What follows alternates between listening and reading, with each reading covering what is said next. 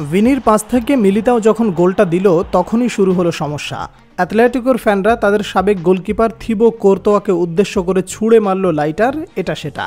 কোর্তোয়াকে দেখা গেল ব্যাগে করে সেগুলো নিজেই সরাচ্ছে। যে লাইটার ছুঁড়ে বেড়েছিল তার কাছে ছিল এমন একটা তথ্য দিয়েছে ফাব্রিজিও রোমানো। এদিকে আর্জেন্টাইন কোচ সিমিওনে কি বলে জানেন? সে বলেছে, আপনি দর্শকদের দিকে তাকিয়ে এরকম উদযাপন করতে পারেন না, এতে এরকম ঘটনা ঘটতেই পারে। How funny, how lame.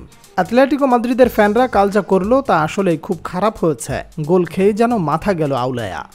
শ্রমজীবী মানুষের ক্লাব হিসেবে পরিচিত সাউথ মাদ্রিদ সিটির ক্লাব অ্যাথলেটিকো ডি মাদ্রিদ, অন্যদিকে রয়্যাল ফ্যামিলির ক্লাব রিয়াল মাদ্রিদ।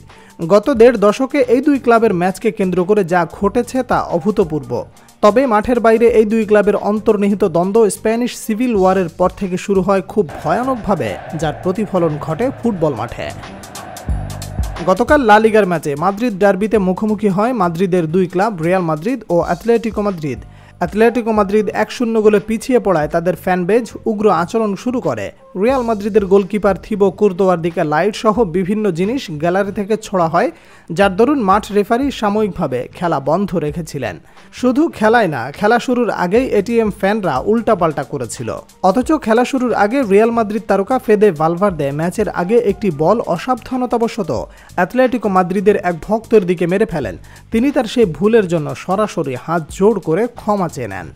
অন্যদিকে অ্যাথলেটিকোর প্লেয়াররা যেমন ছিলেন ঠিক তার থেকেও বেশি ছিল তাদের সমর্থকেরা। প্লেয়াররা ফুটবল পিচে বল কন্ট্রোল করার জন্য যাবতীয় কাজ করে থাকেন, সেগুলো খেলার অংশ। কিন্তু ফ্যানরা গ্যালারি থেকে খাবার, পটকা, পানির বোতল ছুঁড়ে মারা মোটেও সুস্থ কার্যক্রমের অংশ হতে পারে না।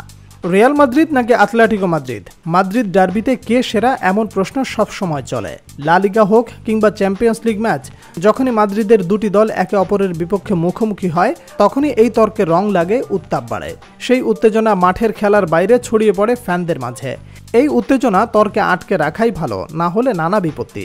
অবশ্য আবেগ নিয়ন্ত্রণ করতে তো আর সবাই পারে না। মাদ্রিদ ডার্বি যে এতটা উত্তাপ ছড়াবে ১.৫ দশক আগেও বিষয়টি ছিল কল্পনাতীত। ১৯৫০-এর দশকের শেষার্ধে মাদ্রিদ ডার্বি স্পেনের গণ্ডি পেরিয়ে বিশ্ব দরবারে পরিচিতি পেয়েছে। ২০১০ সালের পর থেকেই মূলত এই ডার্বি জনপ্রিয়তার বিস্ফোরণ ঘটায়। ফাব্রিজিও রোমানো নিশ্চিত করেছেন, থিবো কোর্তোয়ার দিকে ঢিল ছোড়া বস্তুর মধ্যে লাইটারের পাশাপাশি ধারালো তীক্ষ্ণ ছিল। লুইস ফিগো যখন রিয়াল মাদ্রিদের হয়ে প্রথম ক্যাম্প নুতে গিয়েছিলেন তখনও তার উপর ক্ষুব্ধ হয়ে জিনিসপত্র ছুঁড়ে ফেলেছিল কিউলরা। তবে তারা এতটাই হিংস্র হয়নি যে নিজেদের সাবেক প্লেয়ারকে উদ্দেশ্য করে থ্রো করবেন। ফুটবল শান্তিপূর্ণ খেলা, এর উত্তেজনা ৯০ মিনিটের মাঠের বাইরে ছড়িয়ে পড়ুক সুস্থ বিনোদন হিসেবে, অ্যাগ্রেসিভ হিসেবে নয়।